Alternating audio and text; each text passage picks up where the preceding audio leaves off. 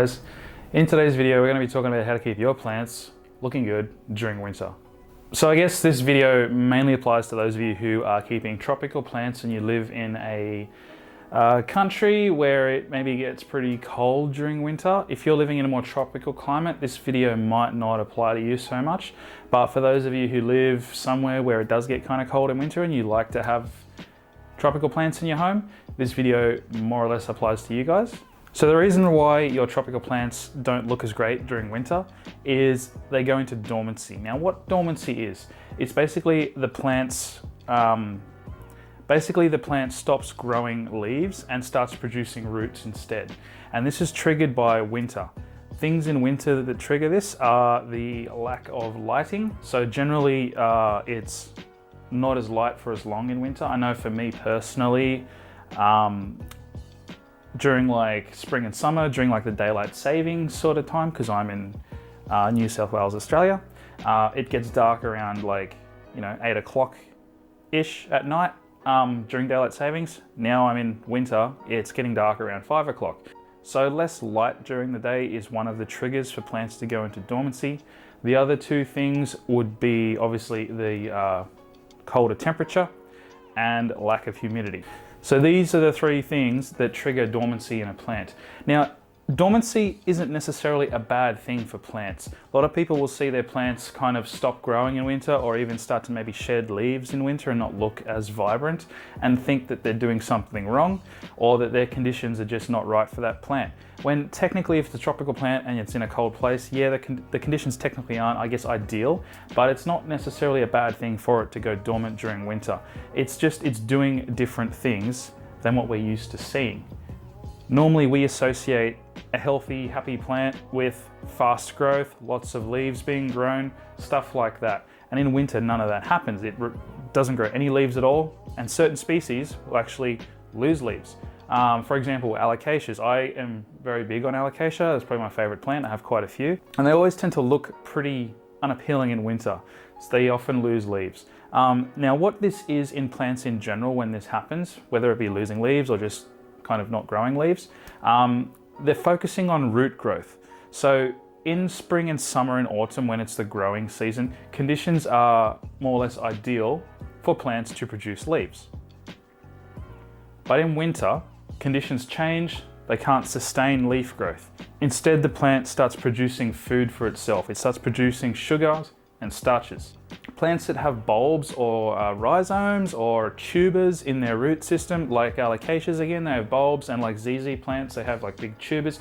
They'll store all those sugars and starches in there, and they'll use winter time to build those food reserves up. And they'll also use winter time to produce more roots.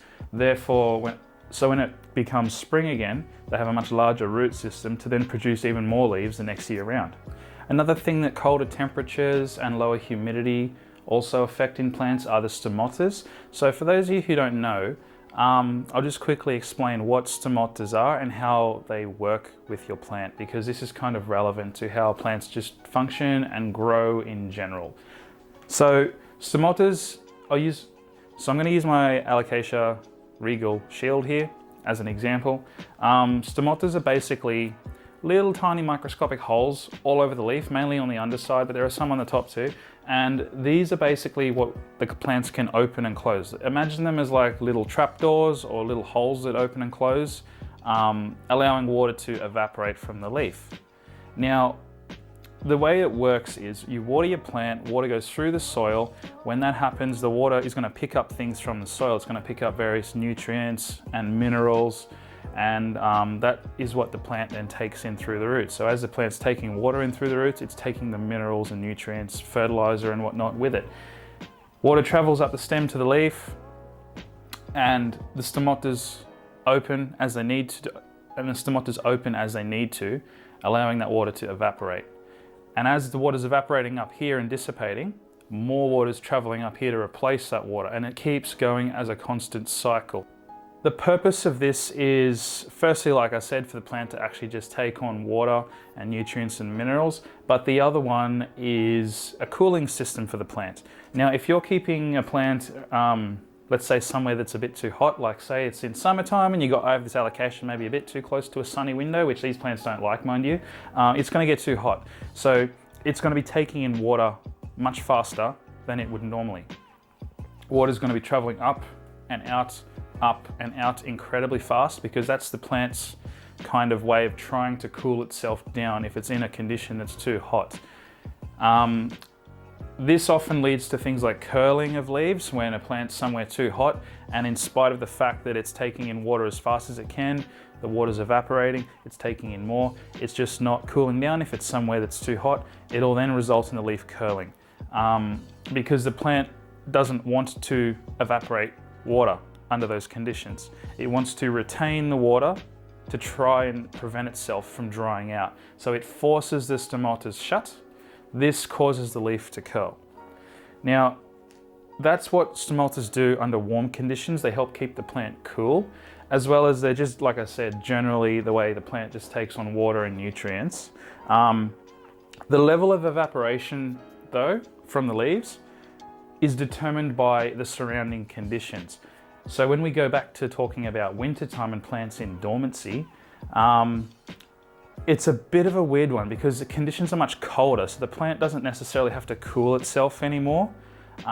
So it's taking on less water regarding that. But the other issue is with plants going into dormancy in winter or like just not growing that well in winter in general, is evaporation from the leaves is also to an extent determined by the humidity surrounding the plant. You got to imagine inside this leaf, it's got a humidity of 100%. So whatever the humidity is outside the leaf determines how much evaporation is going to happen.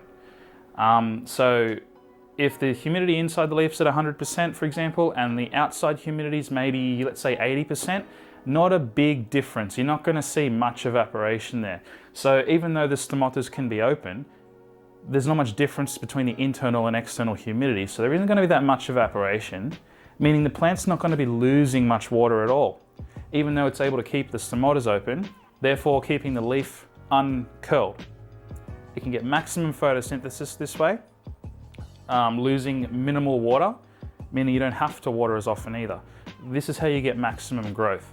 So in winter, when the humidity is low, stomatas is going to be open and water is going to be evaporating reasonably fast. Even though it's not hot, the low humidity can also cause fast water evaporation around the leaf. This is quite stressful for the plant. Humidity is low. Normally, if the stomatas were open in winter, evaporation would happen quite a lot because it's a bigger difference from the external and internal humidity of the leaf. Plant doesn't want that though. So the plant's going to force those stomatas shut in winter as best it can. This is why you often see certain species of plant that are more prone to leaf curling than others have that happen during winter. Like if you were keeping, say, different species of Calathea. Calatheas are very prone to curling their leaves, and the only time I see them do it is when it's too hot and dry in summer, or it's too cold with a low humidity. So basically you want that perfect combination of the right amount of lighting, the right humidity, and the right temperature with the right amount of watering happening, so the stomatas can be open and functioning all the time, evaporating water. It gets replenished quite easily. The plant's not under stress trying to replenish too much water because it's too hot, but it's not trying to force the stomatas shut to retain water because the humidity is too low or the temperatures are too high. So in terms of dormancy with plants, there's two ways you can go. You can either just let your plant go dormant, which I do that with some of mine. Some of my plant species can handle winter and dormancy okay. They don't really degrade. They kind of just stop growing, and that's honestly good enough for me. However, things like alocasia often will degrade in winter. This one here hasn't. It's kind of retained all its leaves throughout winter so far. But unfortunately, I have had some of my alocasias that have degraded. My Alocasia zebrina, my elephant ear alocasia, one of my Amazonicas, they've lost a lot of leaves. They're down to like their last 2 leaves. They went from like maybe 6 or 7 leaves down to 2 in the last month. And it's purely just because lack of light, lack of humidity, and the temperature's quite low. So again, I could let that happen. It's fine. They'll lose their leaves, they'll regrow them in spring because they're focusing on root growth during winter to produce more leaves in spring. But if you wanted to, I guess, at least retain the leaves that they have during winter, like it's very hard to have them grow just as fast as in spring during winter time, unless you're going to put them in a climate controlled sort of room like a greenhouse where all the conditions remain consistent all year round. Then they can grow constantly all year round.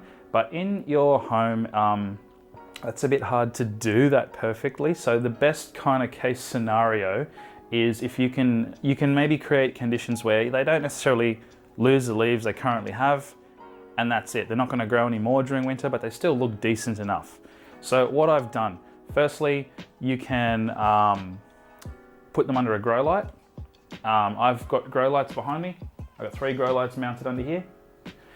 That will increase the amount of lighting. I can have the lighting going for a much longer length of time each day, like it would have happened in spring, for example. You can also give your plants a humidifier, which is what I've also done behind me here as well. So the humidifier kind of bridges the gap between the external and internal humidity of the leaf, because at the moment the external humidity is quite low, but by having a humidifier on my plants, it increases that humidity a bit, so the stomatas aren't losing as much water, or they're not forcing themselves closed to retain the little water they have left, because they know if they open, it's going to evaporate very quickly in the low humidity. This way, having a humidifier on, my plants can open their stomatas quite happily. The leaf can kind of relax and even get some photosynthesis happening from the grow lights. And the plants just don't lose as much water because of the similarities in humidity. Often this is enough to retain the leaves that your plant has produced during spring and summer, throughout winter. But unfortunately it is winter and it is still quite cold, and I can't raise the temperature for these plants. Not in a way that would work. A lot of people would think you could just turn the heater on in your room to raise the temperature for your plants, so it tricks them into thinking, oh, it's spring again.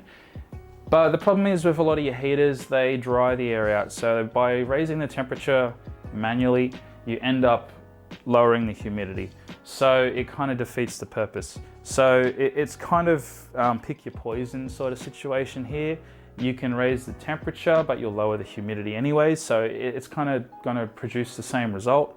But at least with a humidifier, even if it's still kind of cold, you're relaxing the stomatas on the leaf. They're not forcing themselves to stay shut. They're opening and allowing the leaf to function better. And you might get a bit of photosynthesis happening with that combined with grow lights. But like I said, you don't have to do it. If you want to leave your plants go dormant in winter, it's a natural thing they do. They'll come back in spring. And again, this rule doesn't apply to all indoor plants. You could always just keep indoor plants that aren't as prone to these problems. For example, if you were to keep, say, any type of spathiphyllum, or commonly known as a peace lily, they can handle winter pretty well. They, again, will slow down in winter. They're not going to degrade. They might even still pop a few new leaves up for you, just not as fast as they would in spring.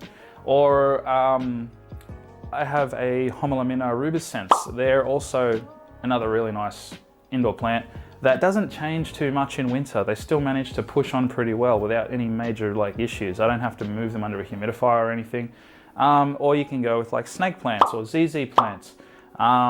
They're kind of slow moving plants regardless. So it's not going to be much of a change in winter versus spring. They're going to be slow anyway. There's various species of pothos and syngoniums that are also pretty good in winter. They don't tend to degrade at all. Or mini monsteras, Monstera deliciosa. While they slow down, they don't really degrade. Dragon plants are pretty good as well. They're kind of similar to the monstera in their growth, very kind of slow, but again, they don't change much. Off the top of my head, the plants I've found that I keep at least that are kind of problematic for this in winter are, of course, obviously alocasias, various species of philodendrons. This can vary from one to another, but like say philodendron splendid or philodendron gloriosum, for example, can be kind of finicky in winter. Even like your black cardinal can slow down and almost degrade a bit in winter sometimes. So it's kind of very varied. So yes, this video might not even apply to you if you have any of those kind of more easier, more temperature tolerant plants. But if you do have more temperamental plants, like me, for example, with my alocasias. I hope this video was helpful. So before I go, guys, don't forget, if you've enjoyed this video, leave a like and subscribe if you're not already subscribed. My Buy Me a Coffee link is down in the description if you would like to donate a small sum to the channel. That would be appreciated. But until then, I'll see you in the next video. Bye, guys.